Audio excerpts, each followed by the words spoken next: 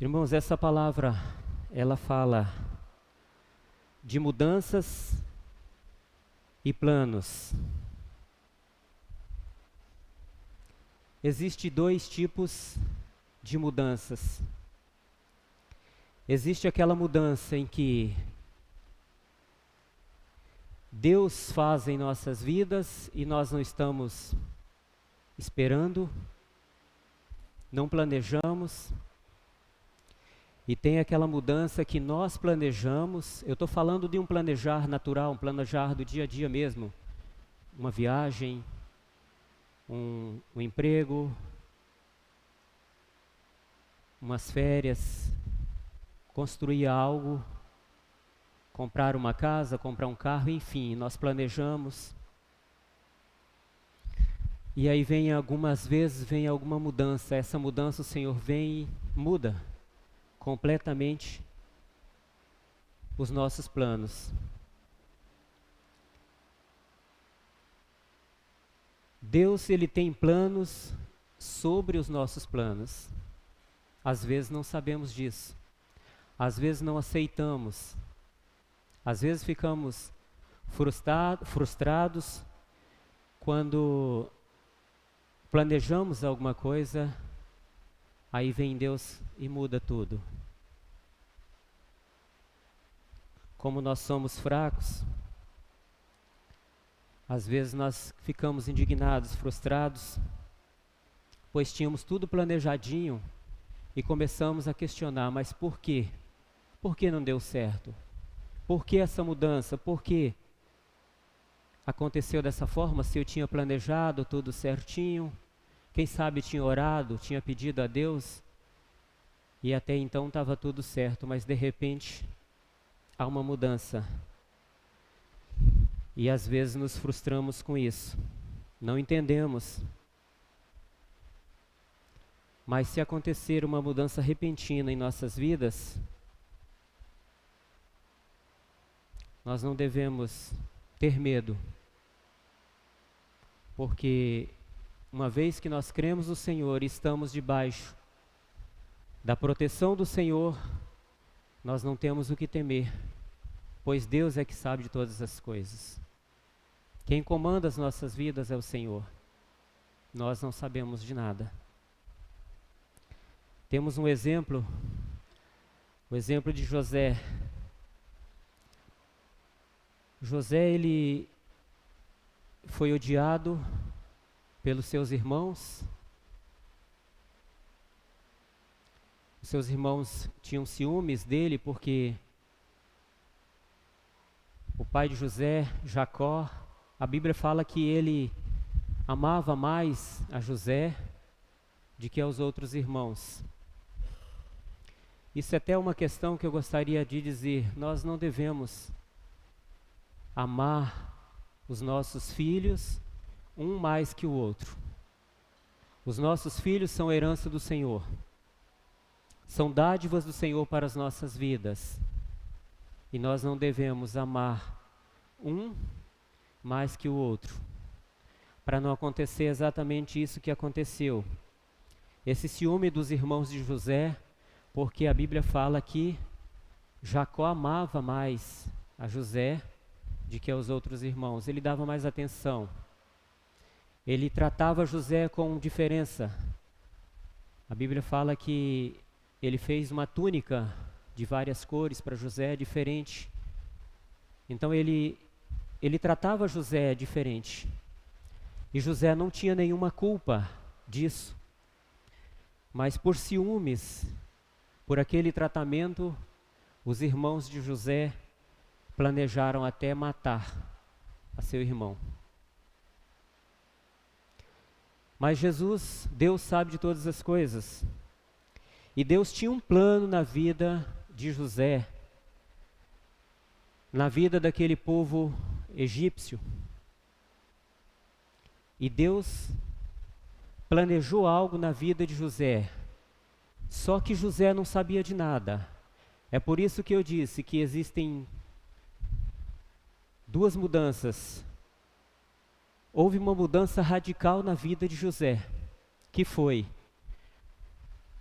de um odiado dos seus irmãos, para um filho de Jacó, estava ali com a sua família. Ele teve uma mudança drástica na vida. Ele era um filho querido de seu pai Jacó, e de repente ele se tornou escravo de Faraó e foi mandado ali para o Egito. Mas essa mudança José não esperava, ele não sabia essa mudança radical. Ele não esperava ser escravo, ser vendido pelos seus irmãos para um povo diferente, para um lugar diferente, e ali ser mantido como escravo, vendido como escravo. Ele não esperava isso. Então houve uma mudança radical na vida de José. Mas ele não tinha um plano, não foi algo que ele falou assim: eu vou lá para o Egito, vou passar um tempo por lá, e depois eu volto para o meu pai, minha família, meus irmãos. Se permitir Deus, eu vou lá e depois eu volto. Ele não planejou nada disso. Então ele não tinha o plano. Por isso que eu disse, existem dois tipos de mudança. Aquela mudança que Deus faz sem nós planejarmos nada, é uma mudança que Deus faz na tua vida, sem você planejar, baseada nessa mudança de José. E existe a mudança em que você faz um planejamento, nós fazemos um planejamento, seja ele qual for, seja em qual for a área das nossas vidas, aí vem o Senhor e muda e fala: não vai ser dessa forma.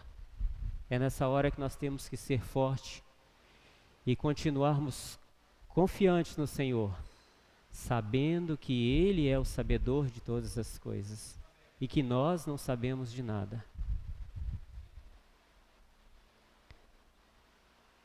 Vamos ver esse relato que está em Gênesis capítulo 37, versículos 26, 27 e 28.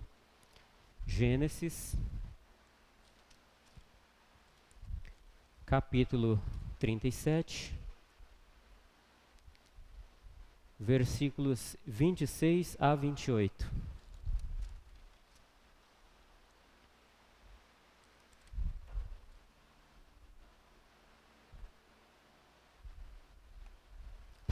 Todos acharam?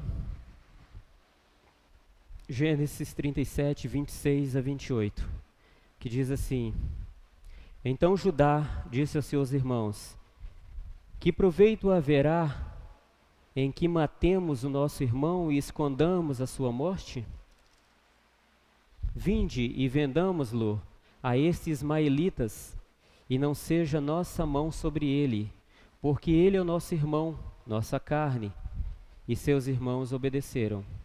Passando, pois, os mercadores midianitas, tiraram e lançaram o José da cova, e venderam José por 20 moedas de prata aos ismaelitas, os quais levaram José ao Egito.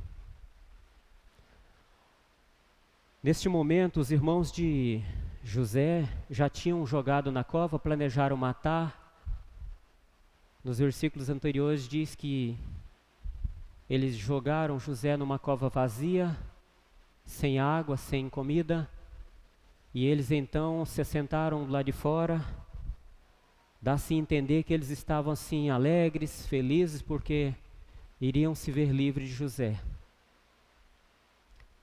E a ideia deles era matar José.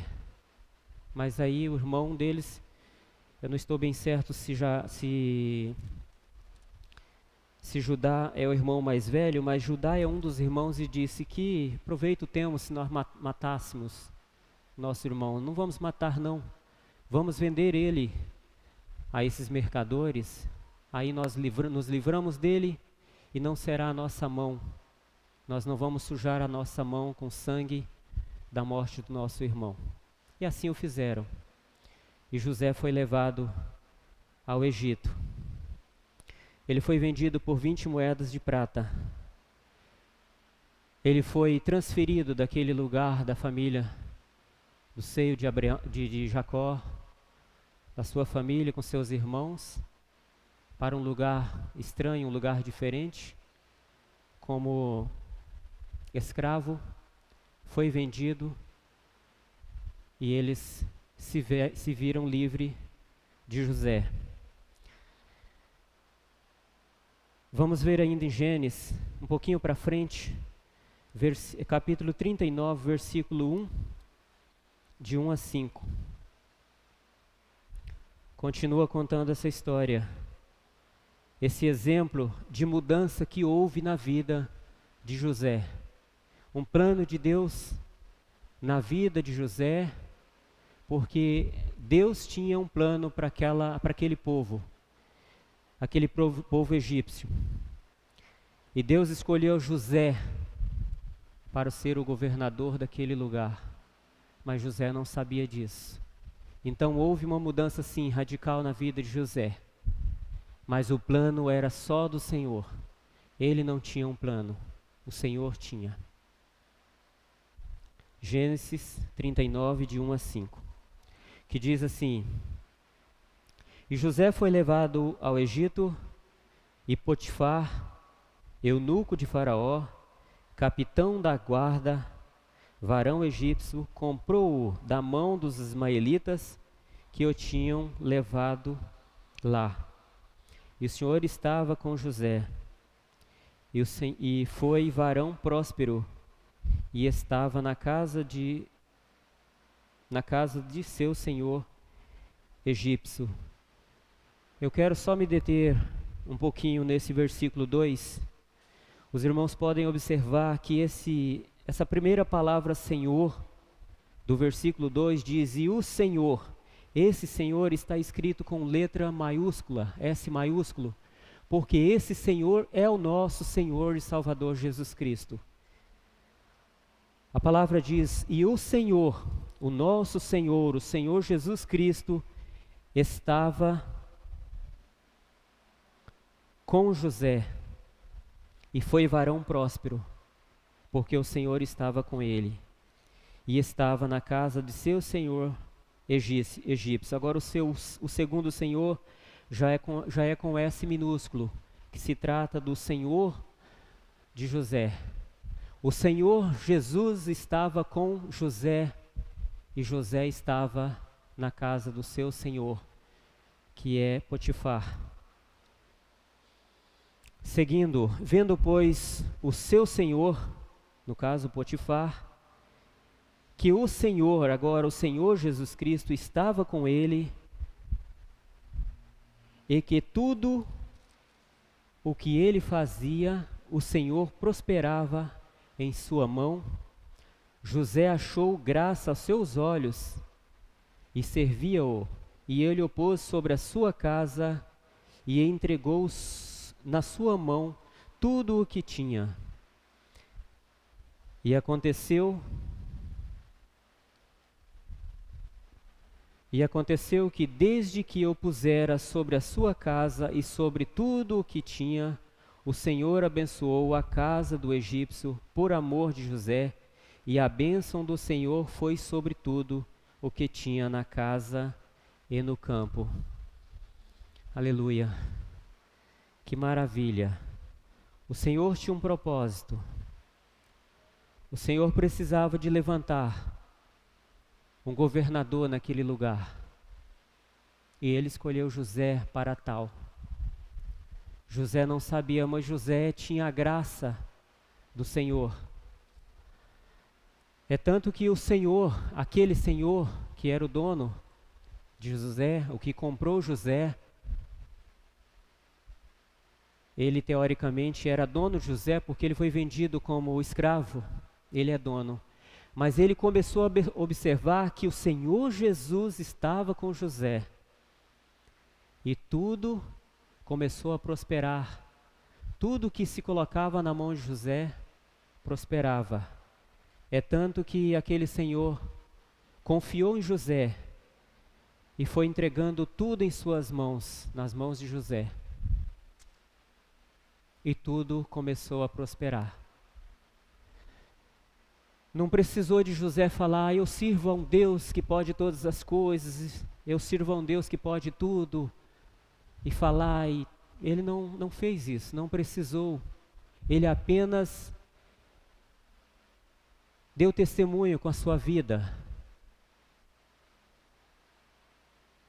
O brilho que havia em José,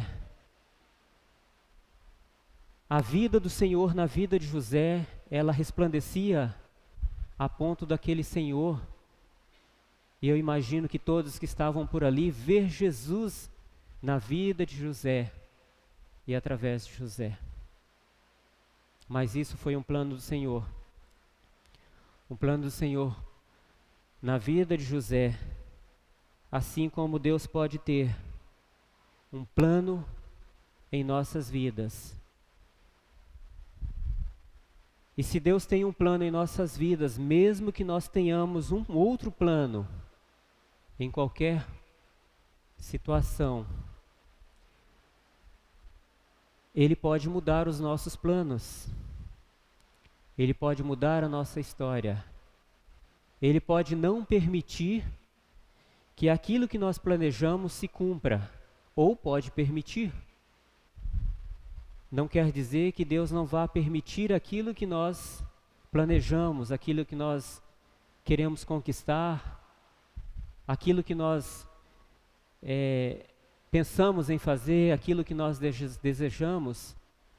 Não quer dizer que isso não se cumpra, mas olha, é muito importante que nós coloquemos as nossas vontades, os nossos desejos, os nossos planos nas mãos do Senhor, para que Ele aprove.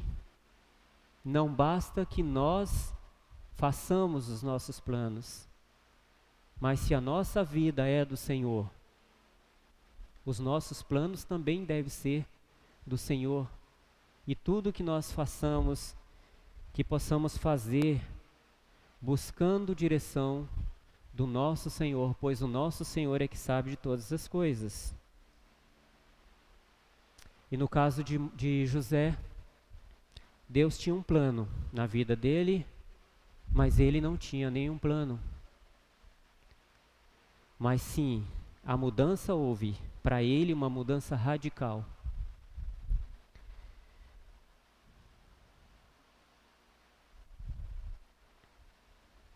Ele era o filho mais querido de Jacó. E de repente se tornou um escravo e foi vendido por 20 moedas de prata e foi ali levado como escravo. Para ele foi uma mudança. Mas em momento nenhum José se zangou, se entristeceu. Em momento nenhum ele amaldiçoou ninguém, em momento nenhum ele odiou a ninguém. A palavra do Senhor diz que ele não odiou seus irmãos, muito pelo contrário, mais tarde ele os ajudou. Eu não vou ler porque essa parte é só um exemplo, nós vamos seguir à frente, mas a palavra fala que Deus tinha um plano. Deus precisava de levantar um governador naquele lugar e escolheu a José. E quando José foi governador, começou a governar aquele lugar, tudo prosperou e daquele lugar sairia o mantimento para todo Israel. E os seus irmãos foram.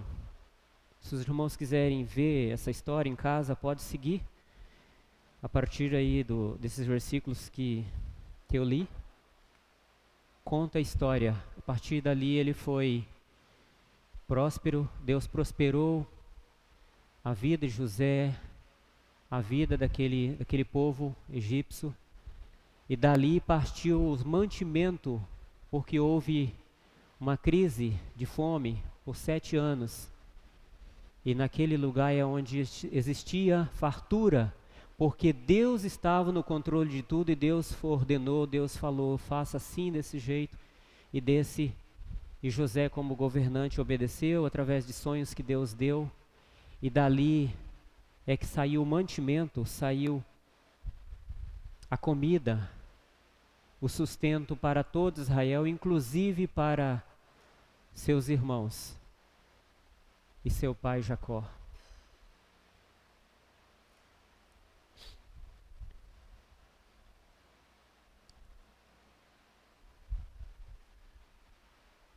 Vamos seguir.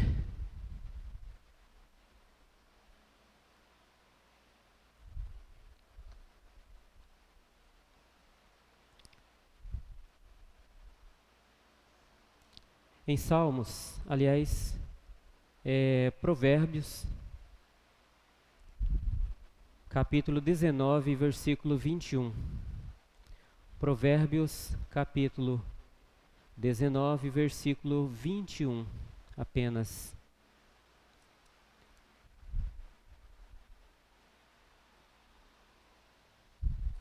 Provérbios 19, 21.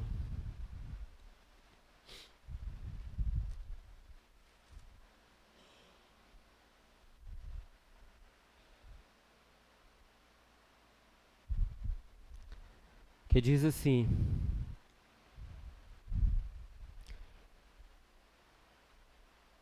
muitos propósitos há no coração do homem, mas o conselho do Senhor permanecerá.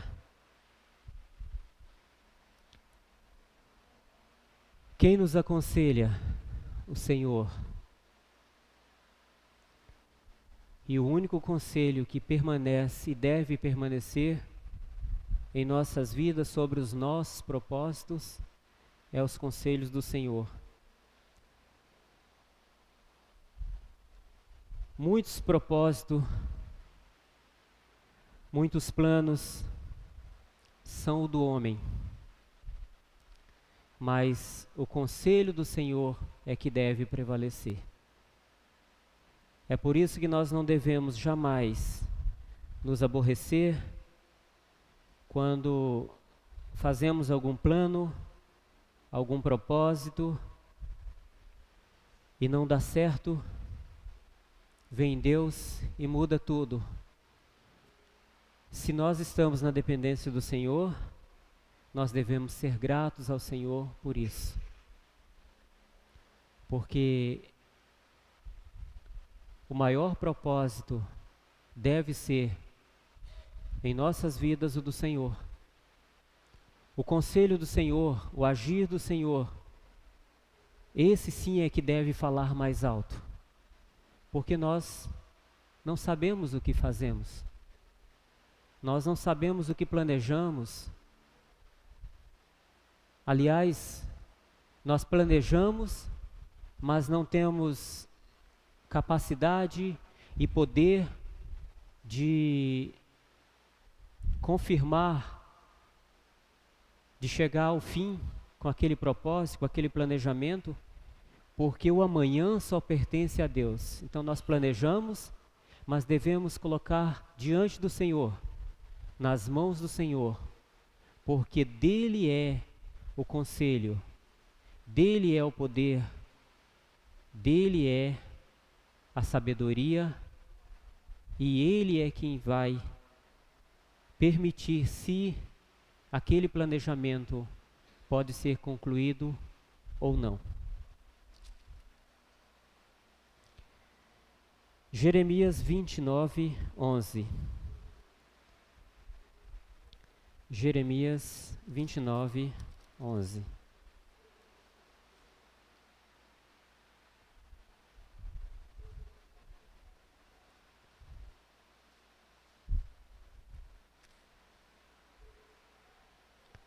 Jeremias capítulo 29, versículo 11, diz assim: porque eu bem sei os pensamentos que penso de vós, diz o Senhor, pensamentos de paz e não de mal, para vos dar o fim que esperais.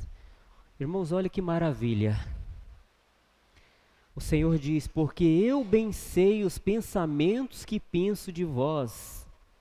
Ele diz. E os pensamentos quais são? Pensamentos de paz,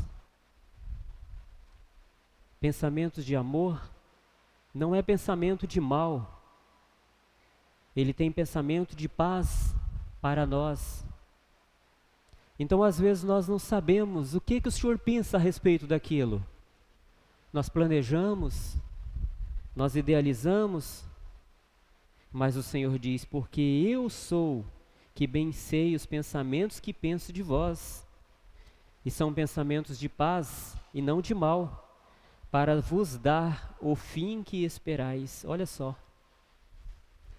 Não quer dizer que nós não podemos planejar, nós não podemos pensar positivo, querer adquirir algo, não é isso.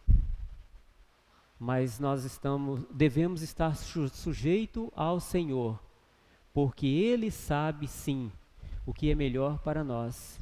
O que Ele pensa de nós? O que Ele pensa sobre aquilo que nós estamos planejando? O que Ele pensa a respeito daquilo que nós almejamos, daquilo que nós buscamos, daquilo que nós queremos, daquilo que nós queremos alcançar? O Senhor é quem sabe. É por isso, irmãos, que nós devemos sim sempre colocar tudo diante do Senhor, porque Ele é quem sabe o que é melhor para cada um de nós. Seguindo em Provérbios, ainda capítulo 15, versículo 22. Provérbios, capítulo 15, versículo 22.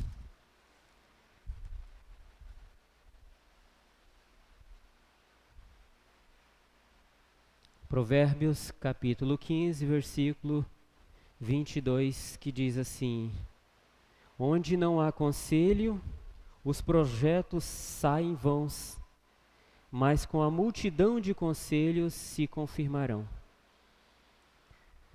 Onde não há conselho, os projetos saem vãos, mas com a multidão de conselhos se confirmarão. A palavra do Senhor diz que onde há conselho, na multidão de conselhos, há sabedoria. Então, onde há sabedoria,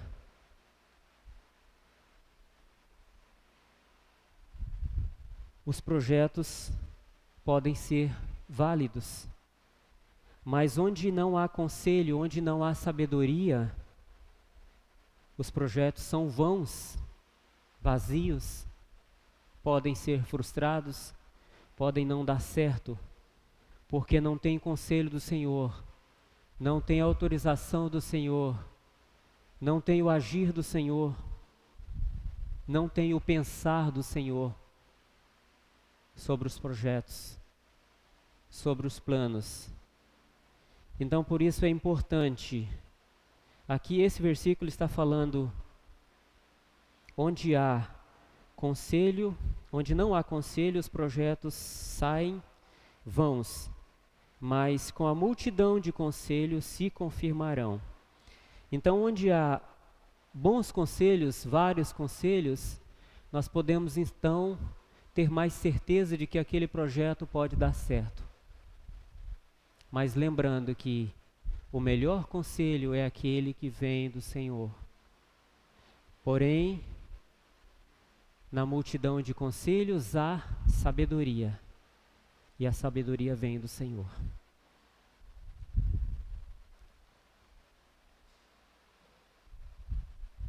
Ainda em Provérbios, capítulo 12, está bem pertinho aí, versículo 5. Esses versículos, irmãos, só são confirmação de que os nossos planos devem ser os planos do Senhor.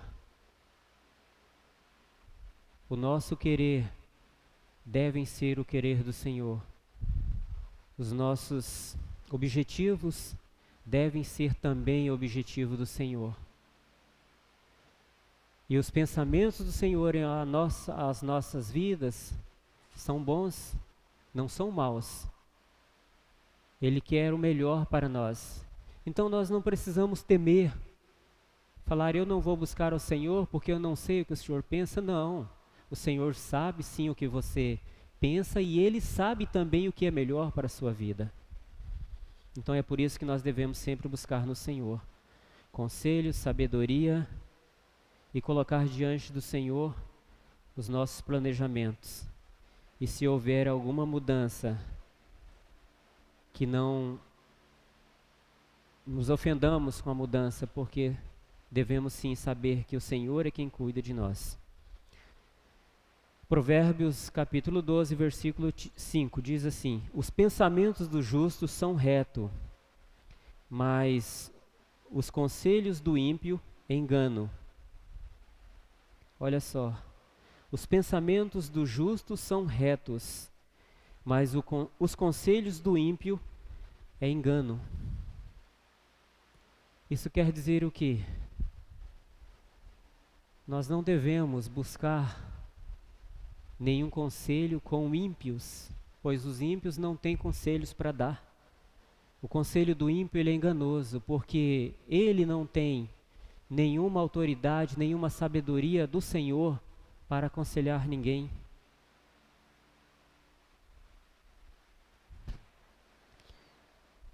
Os pensamentos do justo são retos, são verdadeiros, são sinceros, mas os conselhos do ímpio ele é engano. É por isso que nós não devemos buscar conselho com os ímpios, pois eles não têm nada a nos aconselhar. Por que nós vamos buscar conselho de quem não pode nos aconselhar, se nós temos o próprio Senhor Jesus, que sabe de todas as coisas e pode nos aconselhar? Nós temos livre arbítrio de nos colocar diante do Senhor, nos aconselhar direto com o Senhor, ouvir ao Senhor e não a homens, a ímpio. Por que nós vamos dar ouvido ou buscar algum conselho com o ímpio, aquele que não tem nada a nos oferecer, deixando Cristo de lado, aquele que sabe de todas as coisas, aquele que cuida de cada um de nós? Jamais podemos fazer isso. Vamos abrir agora em Salmos 33, versículo 11. Já está terminando, caminhando para o fim. Salmos 33, versículo 11.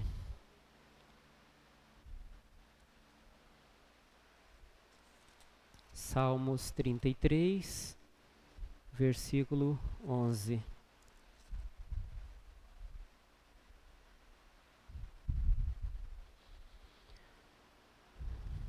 Que diz assim: o conselho do Senhor permanece para sempre, os intentos do seu coração de geração em geração. Olha só, irmãos, o versículo anterior que lemos diz que o conselho do ímpio é engano, mas o conselho do Senhor permanece para sempre. Aqui no versículo 11 de Salmos 33, o conselho do Senhor, esse sim permanece para sempre, os intentos do seu coração de geração em geração. Provérbios 20, 18.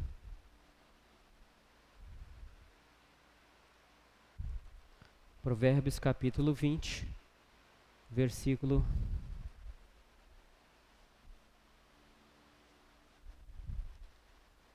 18.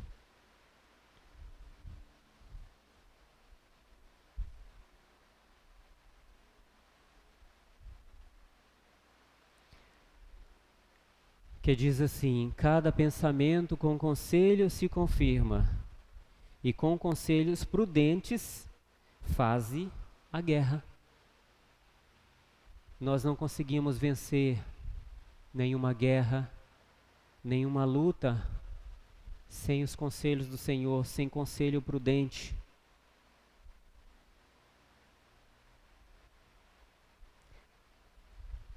Sem o conselho daquele que sabe de todas as coisas, daquele que pode todas as coisas. Cada pensamento com conselho se confirma.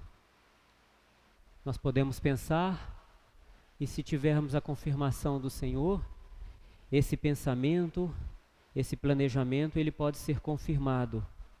E nós com isso podemos vencer qualquer obstáculo, podemos vencer a guerra, porque nós temos ao Senhor que está conosco. Amém?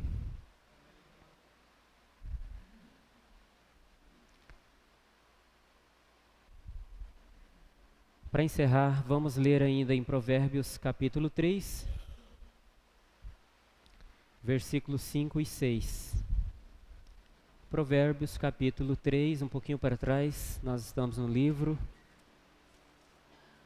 versículos 5 e 6.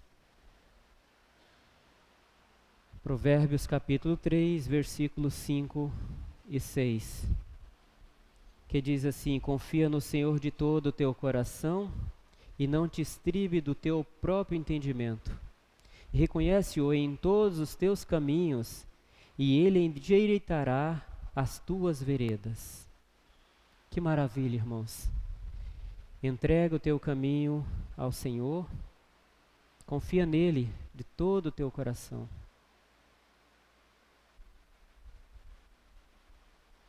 E não se estribe do teu próprio entendimento. Reconheça o Senhor, reconhece-Ele, reconheça-o em todos os teus caminhos, e Ele endireitará as tuas veredas. Aleluia. Devemos sim reconhecer o Senhor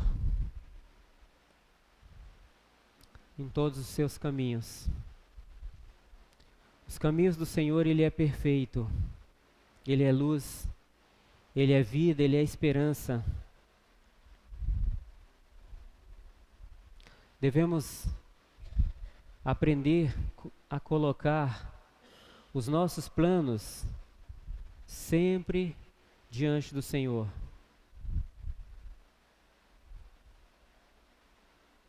Devemos buscar sempre a orientação do Senhor, colocar as nossas vidas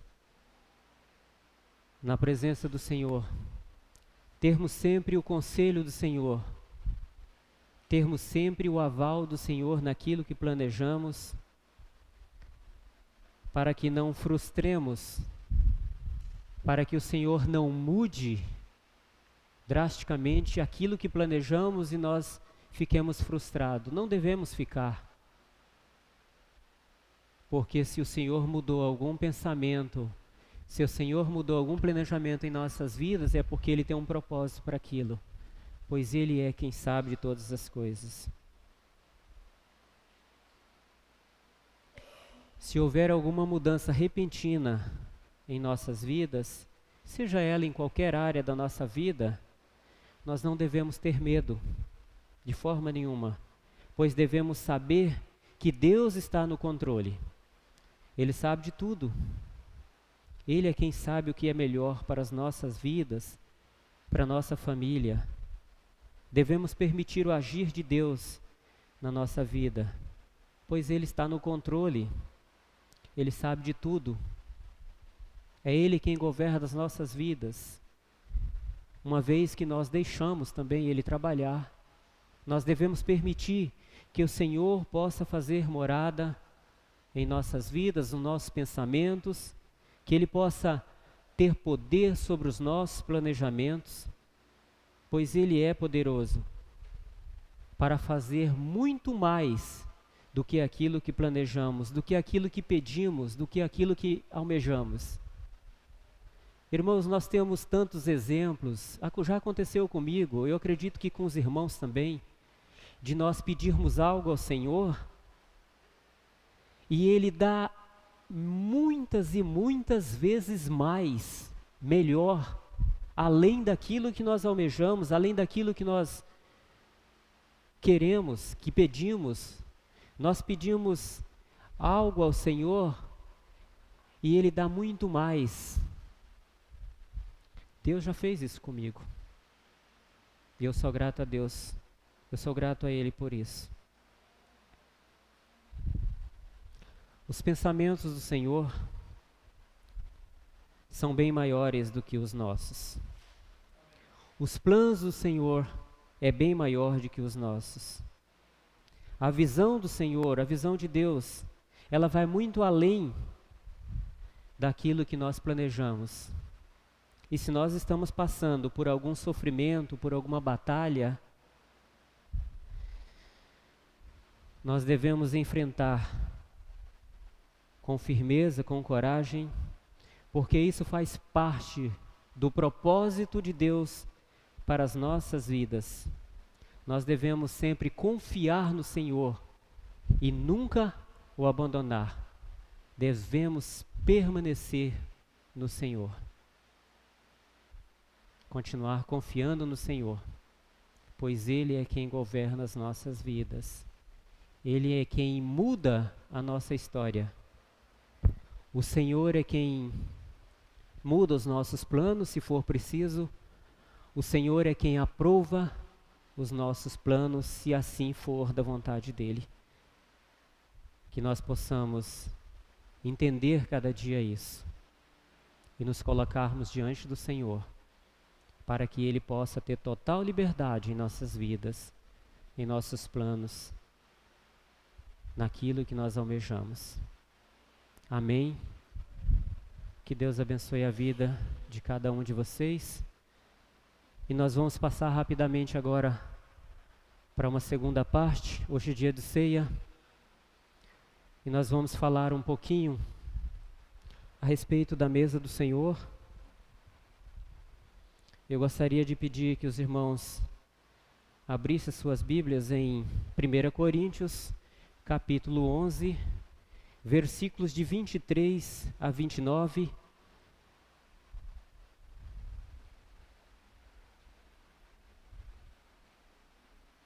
Primeira Coríntios, capítulo 11, versículos de 23 a 29.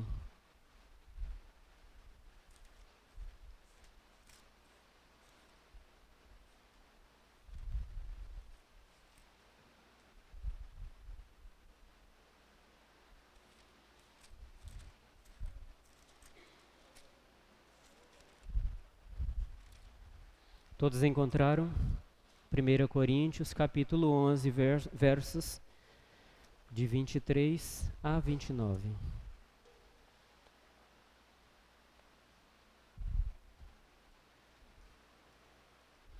Que diz assim: porque eu recebi do Senhor o que também vos ensinei, que o Senhor Jesus, na noite em que foi traído, tomou o pão e, tendo dado graças, o partiu.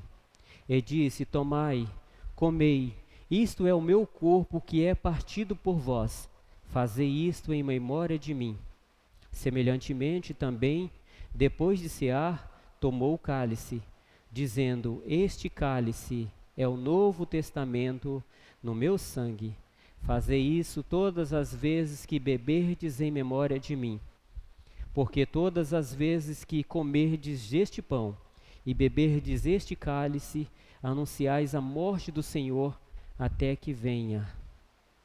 Portanto, qualquer que comer este pão ou beber o cálice do Senhor indignamente, será culpado do corpo e do sangue do Senhor. Examine-se, pois, o homem a si mesmo, e assim coma deste pão e beba deste cálice. Porque o que come e bebe indignamente, come e bebe para a sua própria condenação, não discernindo o corpo do Senhor. A palavra já é bem clara. Tem um significado, tem um motivo pelo qual nós participamos da ceia do corpo de Cristo. É para que tragamos à memória a morte do Senhor. Isso representa a morte dele. O vinho representa o sangue derramado ali na cruz para nos salvar. O pão representa o seu corpo.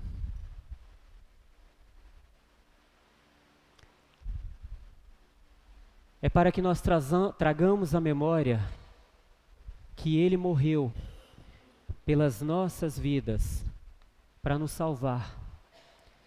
Jesus não merecia ter morrido, Jesus não tinha pecado, Jesus não tinha motivo nenhum para morrer. Ele morreu inocente, mas morreu por mim e por você, porque Ele queria nos salvar. Isto era um propósito de Deus, um plano do Senhor para as nossas vidas que estávamos perdidos. O Senhor falou: eu vou, através do meu Filho Jesus Cristo, o único Filho, eu vou salvar este povo para mim. E este povo somos nós, a igreja, todo aquele que professa o nome do Senhor como seu Salvador. Ele morreu por você, Ele morreu por mim, morreu por cada um de nós. Ele deu a sua vida ali na cruz do Calvário, para que nós pudéssemos ter a salvação. Nós devemos sim nos examinar antes de participarmos da ceia, porque nós devemos estar dignos diante do Senhor. Não podemos ter nenhum empecilho que nos impeça de participar do corpo de Cristo, que é a ceia. Não sou eu, não é a liderança da igreja, não é nenhum dos irmãos que aqui trazem uma palavra que vão impedir você de participar, sim ou não. Isso não cabe a nós.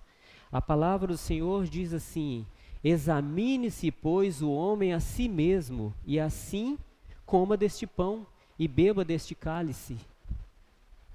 A palavra diz para você se examinar, eu me examinar. Não é o Antônio examinar ninguém, não é o Lino examinar ninguém. Não sou eu que vou dizer você vai ou não. Quem sabe da tua vida diante do Senhor é você. Sou eu. E Jesus é muito sábio quando ele diz: examine-se, pois, o homem a si mesmo, e assim coma deste pão e beba desse cálice. Porque o que come e bebe dignamente, aqui ele está ensinando, o que come e bebe dignamente, come e bebe para a sua própria condenação, não discernindo o corpo de Cristo.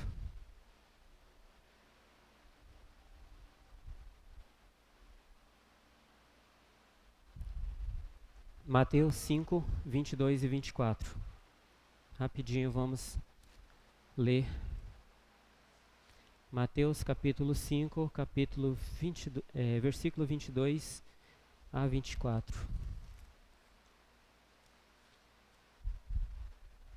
Mateus capítulo 5, versículos de 22 a 24.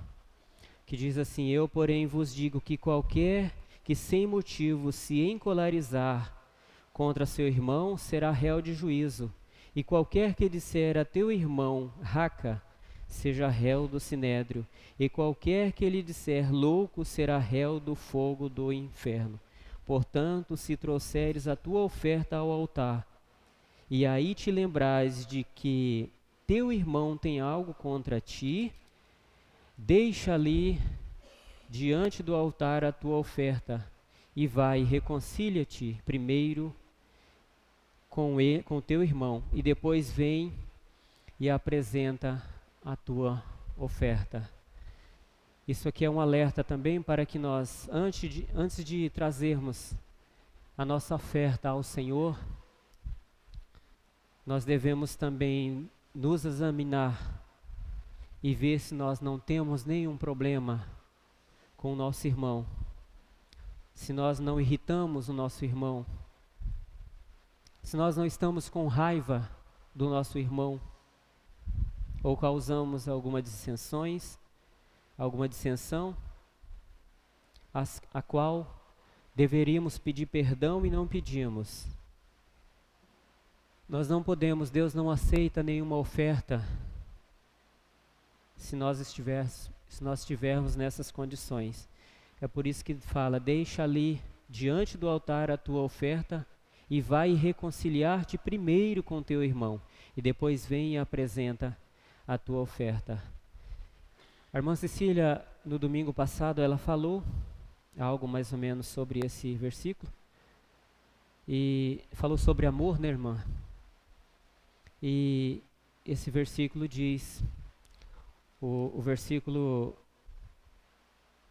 23, portanto, se trouxer tua oferta no altar, e aí te lembrar de que teu irmão tem algo contra ti, deixa ali diante do altar a tua oferta e vai reconciliar-te primeiro. O 22 diz: eu, porém, vos digo que qualquer que sem motivo se encolerizar, esse se encolerizar significa se irar, sentir raiva, causar dissensões, não perdoar, entre outras coisas.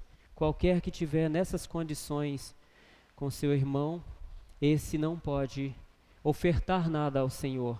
Ele precisa consertar com seu irmão, e ele será réu de juízo. E qualquer que disser a teu irmão raca, que quer dizer sem importância, insignificante, idiota, aquele que desfazer do seu irmão, ele também não é digno de ofertar nada ao Senhor, porque Deus está interessado na sua oferta interior, naquilo que você tem a oferecer para o Senhor de coração. Se você está brigado com seu irmão, você não é digno de fazer nenhuma oferta ao Senhor, nem participar do corpo e do sangue do Senhor.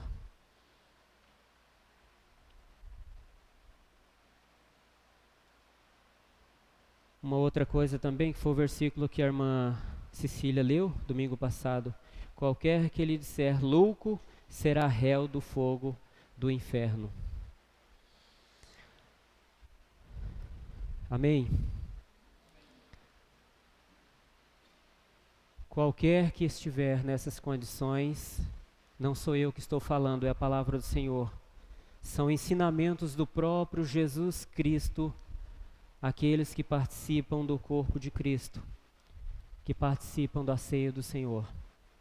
Examine-te, pois, você a si mesmo, e coma e beba do pão. Amém? Vamos orar dando graças aos elementos. E Mateus pode se aprontar. Após a oração, nós vamos tocar um hino gravado já e nós vamos participar da ceia. Todos venham, participe. E logo após, o Lino tem alguns recados. Que Deus abençoe a vida de cada um de vocês. Senhor, nós te bendizemos nessa noite, nós te exaltamos, te glorificamos. Nós somos gratos a ti, Senhor, por tudo aquilo que o Senhor tem nos ensinado, pela tua palavra, Senhor, ministrada essa noite. Pai, nos ajude, Senhor, a nos colocarmos diante de ti, com os nossos planos, Pai, aquilo que queremos fazer, que não seja, Senhor, planejamento da nossa própria vontade, do nosso próprio interesse, mas, Pai, que nós venhamos cada dia nos colocar diante de ti, buscarmos o teu conselho, buscarmos, Senhor, a tua vontade, buscarmos a ti como em primeiro lugar, sabendo que o Senhor é quem conhece todas as coisas, sabendo que o Senhor é quem domina as nossas vidas. Pai, neste momento, vamos participar aqui da ceia, Senhor, do Senhor, do teu corpo, Senhor. Vamos participar deste momento em que lembramos, Senhor, da sua morte pelas nossas vidas, da tua salvação, Senhor. E que realmente nós possamos considerar, Senhor, que o Senhor morreu pelas nossas vidas. E sabermos, Senhor, cada dia, que se não fosse pela tua morte, se não fosse pela tua vida, ter dado vida a nós não estaríamos aqui, nós não estaríamos salvos, mas por imensa misericórdia, por amor, o Senhor morreu sim, mas ressuscitou no terceiro dia e vivo está. Glorificado e engrandecido seja sempre o seu nome, Senhor, para a tua honra e para a tua glória, Jesus. Amém.